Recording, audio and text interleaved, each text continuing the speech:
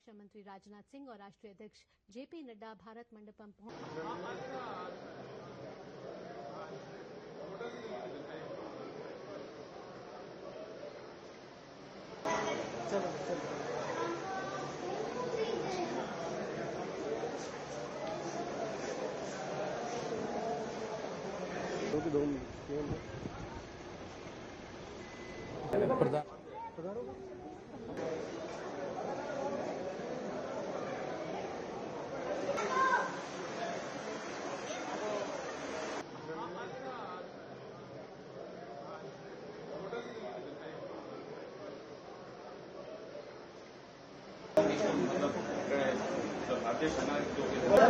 कोई नहीं आया, नहीं लेके जाओ, फिर लाखों को वापस जीवित किया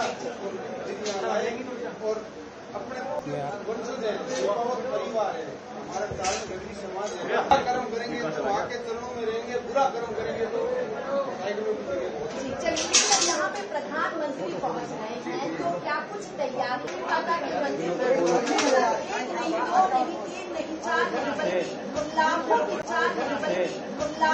शाह रक्षा मंत्री राजनाथ सिंह और राष्ट्रीय अध्यक्ष जेपी नड्डा भारत मंडपम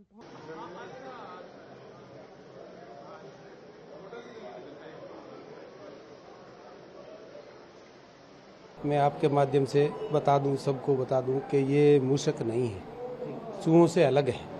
ये दिख रहे हैं, इनका शरीर जो बनावट है जो चूहों जैसी, इसीलिए हर एक इनको चूहा बोलते हैं, लेकिन ये काबा हैं और माता जी के वंशज हैं।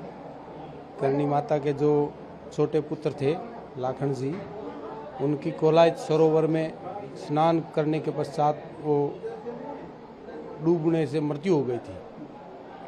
तो करणी माता की जो पुत्र वधू है लाखन जी की धर्मपत्नी, उन्होंने करणी माता को बुलाना दिया कि माँ आप तो लोगों के, हजारों लोगों के कष्ट हरती हो और आपका स्वयं का जो पुत्र है वो आज देवलोक हो गए हैं डूब के, तो आप उनको वापस जीवित करो। माता जी ने कहा बेटा ये तो विधि का विधान है और जो आया है उसे मरना ही है। कि नहीं, उन्होंने हट कर लिया कि नहीं आपको मेरे पति को जीवित करना ही पड़ेगा। तो फिर माता जी ने इसी तपस्या स्थल में जा कर के और ये दरवाज़ा बंद करके धर्मराज जी के पास गए और धर्मराज जी को बोला कि भाई मैं अपने पुत्र को लेने के लिए आई हूँ। धर्मराज जी ने बोला कि ये तो कोई ऐसा कोई हमारा सिस्टम ही नहीं, जो यहाँ आ गया वो आ गया, वापस जाने वाला तो कोई कॉलम ही नहीं है। तो माता जी ने बोला कि भाई किसी की माँ पीछे आई थी क्या?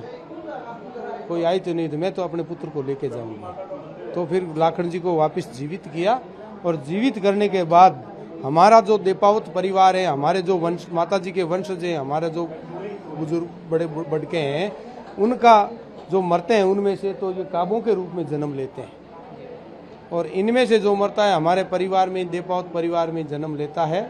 और स्वर्ग नरक जो हमारा देपावतों का स्वर्ग नरक है वो यही है।